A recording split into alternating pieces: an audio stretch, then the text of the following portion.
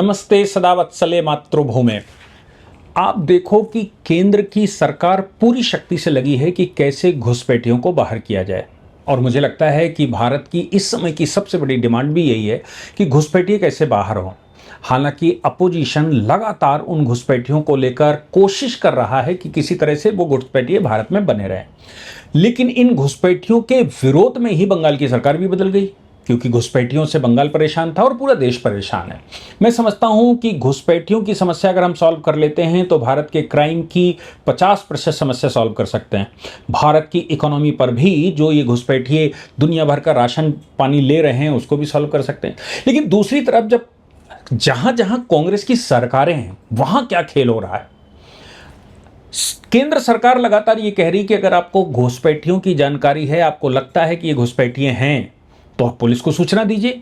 उत्तर प्रदेश सरकार ने तो हर डिस्ट्रिक्ट मजिस्ट्रेट की बैठक करके और पुलिस कमिश्नर की बैठक करके या कप्तान की बैठक करके ये कहा है कि आप उन हर क्षेत्र में जाइए जहां पर झुग्गियां बनी हुई हैं और वहां से डेटा निकाल कर लाइए। आपको जहां से भी सूचना मिलती है आप क्रॉस वेरीफाई करिए कि वाकई में ये लोग उत्तर प्रदेश के ही वासी हैं या कहीं और के हैं, वो किसी भी क्षेत्र में हो। आपको याद होगा दिल्ली में जैसे ही सरकार बदली थी, रेखा गुप्ता मुख्यमंत्री बनी, उसके बाद दिल्ली से एक बड़ी भीड़ बॉर्डर क्रॉस कर रही थी। कहां जा रही थी ये? उत्तर प्रदेश में सरकार बदलने के बाद ये लोग कहां जा रहे थे? राजस्थान में सरकार बदलने के बाद जा कहां रहे थे आखिर ये लोग? सर पे गठरी रखकर आपको बड़ी संख्या जाती दिखाई पड़ रही थी। आखिर ये गए कहां? ये वहां जा रहे थे जहां कांग्रेस की सरकारें हैं, ये वहां जा रहे थे जहां भाजपा की सरकारें नहीं हैं। अब वहां सरकारें, जब जनता ही जागरूक है तो सरकार क्या करेगी, सरकार क्या क्या कर सकती है, उसका एक इलस्ट्रेशन ऑनरेबल हाई कोर्ट के सामने आज आया।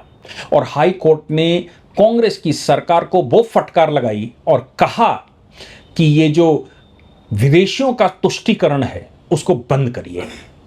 विदेशियों का तुष्टीकरण बंद करिए। कब तक विदेशियों का तुष्टीकरण करेंगे? ये बात कोई पॉलिटिशियन नहीं कर रहा। ये पार्लियामेंट में इस समय जो बिल पर चर्चा हो रही है उसमें बात नहीं हो रही। ये बात हो रही है कि जब हाई कोर्ट के अंदर पिटीशन गई, उस पिटीशन में हाई कोर्ट ने राज्य सरकार से पूछा तो राज्य सरकार उसका कोई जवाब नहीं दे पाई। तो मालूम पड़ा कि जिस व्यक्ति ने ये एफआईआर की थी, जिस व्यक्ति ने ये शुरू किया था, वहां एक बड़ा खेल था। मैं बात कर रहा हूं कर्नाटक की। कर्नाटक में हम सब जानते हैं 2023 के बाद एक नया नाटक शुरू हुआ और वो नया नाटक था कि वो वहां कांग्रेस की सरकार बैठ गई। कांग्रेस की सरकार बैठने के बावजूद टेम्परामेंट लोगों का नहीं खोया। एक डॉक्टर जीबी मुनिराज, एक आम नागरिक हैं, एक डॉक्टर हैं, उन्होंने अपने क्लिनिक के आसपास संदिग्ध बस्तियों को नोटिस किया। उनके पास जो कर्मचारी काम करने आते थे, जो उनके पास नौकरी मांगने आते थे, उनके आधार पेन बाकी सारी चीजें उन्होंने मांगना शुरू किया। लोगों ने जमा भी करना शुरू करा। वो जाति से मुस्लिम थे, विदेशी थे। डॉक्टर जागरूक व्यक्ति था। डॉक्टर ने उसकी क्रॉस पड़ताल की तो पता लगा कि ये तो सब नकली हैं। डॉक्टर ने कुछ लोगों को अपने यहां नौकरी पर भी रख लिया। नौकरी पर रखने के बाद उनको कॉन्फिडेंस में लिया। जब वो बांग्लादेशी कॉन्फिडेंस में आ गए तो डॉक्टर ने पूरी पड़ताल की। पूरी पड़ताल करने में पता लगा कि वाकई में बांग्लादेशी हैं, लेकिन भारत में वो हिंदू नामों से रह रहे हैं। भारत में उनके पास सभी सर्टिफिकेट है, भारत में जो जो उनके पास होना चाहिए वो सब कुछ था। लेकिन एक जागरूक डॉक्टर को जब ये पता लगा कि ये तो नकली हिंदू हैं, डॉक्टर ने एफआईआर दर्ज करवाई, पुलिस को बताया। पुलिस के पास एफआईआर गई। चूंकि केंद्र की होम मिनिस्ट्री का आदेश है, राज्य में सरकार भले ही कांग्रेस की है लेकिन होम मिनिस्ट्री का आदेश है, और अगर कोई आदमी पोर्टल के थ्रू डाल रहा है यानी कि ऑनलाइन कंप्लेंट कर रहा है तो मजबूरी होती है कि पुलिस को उस पर एक्शन लेना ही होता है। कुछ ना कुछ तो करना ही पड़ेगा। पुलिस वहां पहुंची, पुलिस के ऊपर दबाव पड़ा। दबाव जब पुलिस के ऊपर पड़ा तो उन लोगों ने, जिनको ये अवैध घुसपैठिए बता रहे थे डॉक्टर साहब, उन लोगों ने अपनी नागरिकता को लेकर एफआईआर दर्ज करवानी शुरू करी। उन्होंने कहा गलत तरीके से डॉक्टर हमको सता रहा है, हम जाति के हिंदू हैं और ये डॉक्टर हमको फंसा रहा है। आप सोचिए कि डॉक्टर हमको फंसा रहा है। उन्होंने कहा एफआईआर भी दर्ज हो गई। कांग्रेस की सरकार, डॉक्टर को कैसे रोका जाए? पढ़ा लिखा डॉक्टर है, वहां रसूखदार व्यक्ति है, लोग उसको जानते हैं, तो कैसे रोका जाए? आखिर डॉक्टर को रोकने का एक ही तरीका है कि डॉक्टर को जेल में भेज दो। अब डॉक्टर तो चूंकि वो संघी टाइप का व्यक्ति है, मतलब राष्ट्रीय स्वयंसेवक संघ का ऐसा कहते हैं कि वो कहीं ना कहीं उनका बैकग्राउंड है और राष्ट्र की चिंता रखने वाला है, इस समय केंद्र की सरकार जिस प्रकार से घुसपैठियों को बाहर करने के लिए सभी रास्ते बंद कर रही है, पासपोर्ट से लेकर सारे, उन सब पर जागरूक व्यक्ति जिन पर मैं अक्सर चर्चा करता हूं और जो भी देश में इस तरह का अपडेट होता है तो मैं आपको देता ही हूं। मैंने उन विषयों के एक एक लेक्चर बनाए हैं जहां जहां हाई कोर्ट ने, सुप्रीम कोर्ट ने या फिर सरकारों ने काम किया है, नोटिफिकेशन गए हैं और क्या क्या हम कर रहे हैं, मतलब केंद्र की सरकार क्या क्या कर रही है। डॉक्टर उसी प्रकार का जागरूक नागरिक, उसने जब उसको रोके कैसे, संघी व्यक्ति मतलब ईमानदार भी है, उसको कहीं फंसाया नहीं जा सकता। राज्य की सरकार को सबसे अच्छा आसान तरीका मिला कि इसके खिलाफ एफआईआर दर्ज करते हैं। उन्हीं लोगों के जिनके विषय में डॉक्टर जानकारी दे रहा है, उन्हीं लोगों ने एफआईआर दर्ज करवाई कि डॉक्टर हमको परेशान कर रहा है, मोहल्ले में बगल में रहते हैं और डॉक्टर हमको जीने नहीं दे रहा। कांग्रेस ने एफआईआर भी ले ली और एफआईआर दर्ज करने के बाद डॉक्टर के ऊपर शिकंजा कसना शुरू किया, डॉक्टर को कन्विंस करने की कोशिश करी कि तुम आगे से इनके पीछे मत पड़ो, अगर तुम्हें हमारे राज्य में रहना है तो इनके पीछे मत पड़ो, इनके पीछे पड़ने की बजाय तुम अपना काम करो, डॉक्टरी करो। तुम्हें आप सोच कर देखो, लोग ये भी सोचते हैं सस्ती लेबर मिल रही है, फ्री का आदमी मिल रहा है, क्या बुराई है, कर लेते हैं। देश को बर्बाद करने वाले लोग लगातार इस विषय पर यही सोचकर काम करवाते हैं कि मुझे क्या। लेकिन सम्भ्रांत नागरिक जिसको अपने देश की चिंता है, जिसको अपने बच्चों की चिंता है, जिसको अगली पीढ़ियों की चिंता है, जिसको आगे भारत के भविष्य की चिंता है, उसकी सबसे बड़ी चिंता आज होनी चाहिए वो घुसपैठियों को कैसे बाहर निकाले, सरकार के साथ कैसे हाथ से हाथ मिलाए और सरकार जो कर रही है उनमें जनता की भागीदारी कैसे हो। डॉक्टर उनमें से ही एक था। डॉक्टर हाईकोर्ट पहुंचे, डॉक्टर ने सरकार के दबाव को नहीं माना, डॉक्टर साहब हाई कोर्ट पहुंचे। हाई कोर्ट में उन्होंने पिटीशन लगाई कि साहब हमने इनकी शिकायत करी, रोहिंग्या बांग्लादेशी का इन्वेस्टिगेशन करने की बजाय सरकार ने मेरे खिलाफ भी मुकदमा कर दिया कि परेशान कर रहे हैं मोहल्ले वालों को।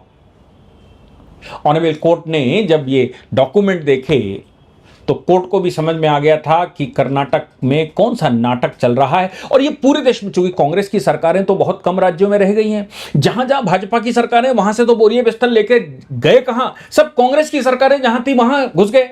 मैंने आपको पिछले साल भी, अभी कुछ दिन पहले भी एक प्रकरण बताया था कि कांग्रेस ने कैसे तुष्टीकरण कर्नाटक में करना शुरू किया। एक खदान थी, उस खदान पर पहले बांग्लादेशियों को बसाया, बसाने के बाद उस खदान को तोड़ा, उसके ऊपर जब बसा दिया, बसाने के बाद उनके घर तोड़े, घर तोड़ने के बाद उनका एक संगठन बनवाया, संगठन बनवाकर हाईकोर्ट भेजा और हाईकोर्ट में सरकार ने कहा हम इनका रिहेबिलिटेशन करेंगे।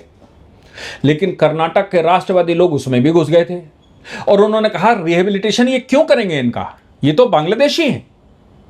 बांग्लादेशियों को आपने ही बसाया, आपकी सरकार के समय पर एक पुरानी खदान पर आपने उनको बसाया, उनको बसाने के बाद आपने ही उनको तोड़वाया, आप ही पिटीशन लेकर आए और हाई कोर्ट में कह रहे हैं कॉम्प्रोमाइज करके कि साहब हम इनका रिहेबिलिटेशन कर देंगे, इनको बंगले बना कर देंगे, इनको घर बना कर देंगे। हाई कोर्ट ने उस मामले पर भी संज्ञान लिया था और हाई कोर्ट ने कहा कि रिहेबिलिटेशन तो ठीक है, पहले इनकी नागरिकता की जांच करके हमको बताओ। कर्नाटक सरकार को आदेश दिया कि इनकी नागरिकता की जांच करके हमको बताओ, तब उसके बाद आगे बढ़ना। अब सरकार तो फंस चुकी थी क्योंकि वो तो रोहिंग्या बांग्लादेशी ही थे। फिर सरकार ने वहां अपने आप को विड्रॉ कर लिया, लेकिन वो कहां गए होंगे, सरकार तो कर्नाटक के निकालने से रही, कांग्रेस की सरकार है, कहां गए होंगे, वो कहीं एक जिले से हटकर दूसरे जिले में शिफ्ट करवाएंगे। लेकिन आप सोचिए कि कितनी गहराई से कांग्रेस की सरकार ने रोहिंग्या बांग्लादेशियों को परमानेंट रेजिडेंट भारत में बनाने के लिए, कि अगर उनके वो मकान बन जाते, जो हाईकोर्ट में उन्होंने कहा कि हम इनको रिहेबिलिटेट करेंगे, मकान बना कर देंगे, अगर वहां कॉम्प्रोमाइज हो गया होता जैसा उन्होंने एफिडेविट लगाया था और कर्नाटक के सम्भ्रांत लोग हाईकोर्ट ना पहुंचे होते, तो वो भारत के नागरिक बन चुके होते हैं और ये कहा जाता कि इनको तो सरकार ने शिफ्ट किया है, सारी क्रॉस चेक कर लिया है। लेकिन सैल्यूट करना चाहिए ऐसे लोगों को, डॉक्टर मुनि राजू जैसे लोगों को, जो लगातार इन विषयों पर काम करते हैं। ऑनरेबल हाई कोर्ट के सामने जब ये सब बातें मुनि राजू जी की गई तो हाई कोर्ट ने सरकार से पूछा, तो उन्होंने अपना लपेटाबाजी करनी शुरू करी। सरकार ने कहा कब तक तुष्टीकरण करोगे, कब तक घुसपैठियों की तुष्टीकरण करके आप इनको बसाओगे, शर्म नहीं आती क्या? देश की सबसे ज्वलंत समस्या आज की तारीख में घुसपैठ है हम भारत के नागरिक हैं, हिंदू हैं, मुसलमान हैं, कोई भी जाति बिरादरी के हैं, हम आपस में लड़ भिड़ कर जो करना है कर लेंगे। लेकिन विदेशी जब आएगा तो वो तो नुकसान के अलावा कुछ कर नहीं सकता। और भारत में विधर्मियों का जो प्लान चल रहा है उसमें वो जाकर जुड़ जाता है। भारत में आतंकवाद का सबसे बड़ा सोर्स वही है। उसको ब्लैकमेल भी लोग करना शुरू करते हैं, उनका यौन शोषण भी ऐसी महिलाओं का करना शुरू करते हैं। कौन? कोई बाहर का व्यक्ति नहीं करता, मोस्टली मुस्लिम्स करते हैं। ऐसे बहुत सारे प्रकरण सामने आए हैं जिसमें मुसलमानों ने उनको पहले बसाया और बसाने के बाद उनकी महिलाओं का यौन शोषण शुरू किया, और इस बात से कि हम बता देंगे कि तुम विदेशी हो, पकड़ जाओगे। ऐसे भारत में होता रहा और बहुत सारे प्रकरण सामने आते हैं। इसीलिए ऑनरेबल हाई कोर्ट ने कहा कि भाई तुम तुष्टिकरण करोगे, किस लेवल तक कुछ तुष्टिकरण करोगे? जो व्यक्ति तुमको सूचना दे रहा है, जिसने पहले इन्वेस्टिगेट किया, जिसने अपने प्राण खपाए, जिसने अपने यहां नौकरी पर लगाया, नौकरी पर लगाने के बाद उनको कॉन्फिडेंस में लिया, आप सोचो कि वो किन परिस्थितियों में सिक्योरिटी उसको मालूम था कि ये खतरनाक लोग हैं, फिर भी उसने अपने पास रखा होगा। उसको मालूम है जहां पर वो रहता है उसके अगल बगल ये बस्ती गलत तरीके से बसी हुई है, उसकी जान को खतरा है, उसके परिवार को खतरा है, उसकी प्रैक्टिस को खतरा है। और अगर कोई व्यक्ति इतने बड़े स्तर पर रिस्क लेने को तैयार है और राज्य सरकार उसके खिलाफ ही एफआईआर लिख रही है, यह तुष्टिकरण कांग्रेस कब बंद करेगी मुझे तो नहीं मालूम, आपको मालूम हो तो बताइएगा। लेकिन हाई कोर्ट ने इस संदेश के साथ सारी एफआईआरें क्वैश की और क्वैश करने के साथ सरकार से कहा कि इन सज्जन का प्रोटेक्शन भी होना चाहिए, ये राष्ट्र का काम कर रहे हैं, आप ये पुलिस कार्रवाई इनके खिलाफ बंद करिए। अगर आप इनके खिलाफ पुलिस कार्रवाई बंद नहीं करते हैं तो फिर हम आगे स्टेप लेंगे, ये ध्यान रखिएगा। हाईकोर्ट ने कहा यह राष्ट्रीय सुरक्षा का बड़ा मुद्दा है, यह डेमोग्राफिक चेंज का मुद्दा है, निष्पक्ष रूप से काम करिए। और अगर आप ऐसा नहीं करते हैं तो फिर आप भी जिम्मेदार होंगे। जनता अपनी जिम्मेदारी अगर समझ रही है तो उनको एप्रिशिएट करिए, उनको नुकसान पहुंचाने की बजाय उनका स्वागत होना चाहिए, उनको नुकसान पहुंचाने के बजाय उनको एप्रिशिएशन होना चाहिए, उनकी सुरक्षा की व्यवस्था होनी चाहिए। अब आप सोचकर देखो कि जम्मू और कश्मीर में जब सरकार ने, आपको याद होगा जब लोग वहां भाग गए या पार्टीशन हो गया या जम्मू और कश्मीर को पाकिस्तान ने कब्जा कर लिया, उसके बाद कॉन्स्टिट्यूशनल ऑर्डर में केंद्र सरकार ने, नेहरू जी की सरकार ने एक व्यवस्था रखी थी और यह कहा था जो पाक ऑक्युपाइड जम्मू और कश्मीर से यहां आएगा वो भारत का नागरिक माना जाएगा। अब पाक ऑक्युपाइड जम्मू और कश्मीर में पाकिस्तान ने नागरिकता दी, पाकिस्तान ने वहां का सर्टिफिकेट बनाया, वो सर्टिफिकेट लेकर इलीगल इमिग्रेंट जम्मू कश्मीर में हो गया और कानूनन उसको वहां पर निवासिता दी गई और निवासिता के आधार पर भारत में उसको राष्ट्रीयता दी गई। ऐसा कभी सुना है? राष्ट्रीय विषय तो केंद्र सरकार का होता है, अगर नागरिकता देगी तो केंद्र सरकार देगी, राज्य कैसे दे सकता है? लेकिन कॉन्स्टिट्यूशनल ऑर्डर में उस समय नेहरू जी की सरकार ने यह व्यवस्था करी थी। और मजे की बात यह है कि आज की सरकार जो हिंदू वहां से आए, जिसका राइट था आना, वो अगर भारत में आता है तो कॉन्स्टिट्यूशन तो सिटीजनशिप अमेंडमेंट एक्ट का विरोध करते हुए पूरे देश को बंद कर देती है और सलमान खुर्शीद उनका नेतृत्व करते हैं। क्या आप सोच सकते हैं कि ये इतने गिर सकते हैं कि पाकिस्तान विभाजन भी करवा लिया, हिंदुस्तान में मुसलमान रोक भी लिया, पाकिस्तान से मुसलमान आने का रास्ता भी आपने खोल दिया, कॉन्स्टिट्यूशन में प्राविधान भी खोल दिए और जो लोग भारत में आ गए उनको आपने बढ़िया यहां ब्रेड बटर खिलाया। फिर पार्टीशन क्यों स्वीकार किया था जनाब आपने? यही हाल बंगाल का था, यही हाल असम का था, यही नॉर्थ ईस्ट में चल रहा है।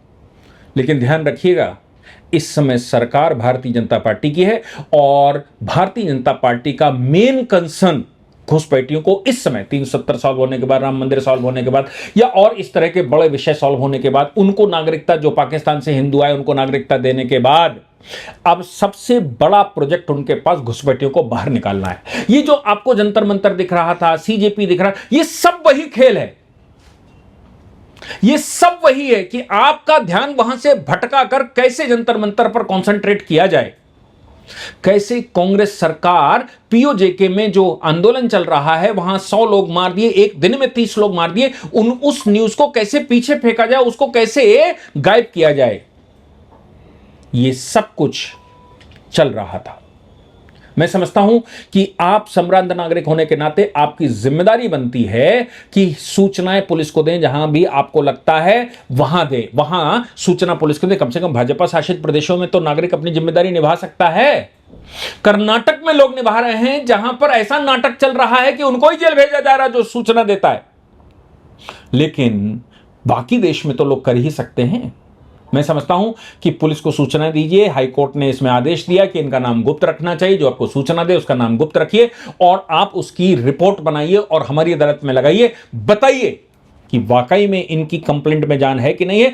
इनके खिलाफ सारे मुकदमे क्वैश किए जाते हैं। मैं समझता हूं कि हमारे देश में आज जिस जागरूकता की आवश्यकता है वो लोग निभा रहे हैं और हाई कोर्ट ने बखूबी इस ऑर्डर को, कांग्रेस की सरकार को वहां की जिस कटघरे में घसीटा है उसमें काबिल तारीफ है। हाई कोर्ट को सैल्यूट करना चाहिए।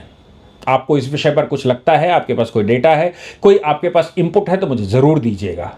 निश्चित तौर से उसका इस्तेमाल करेंगे और देश को जागरूक करेंगे। जय हिंद, जय भारत, वंदे मातरम।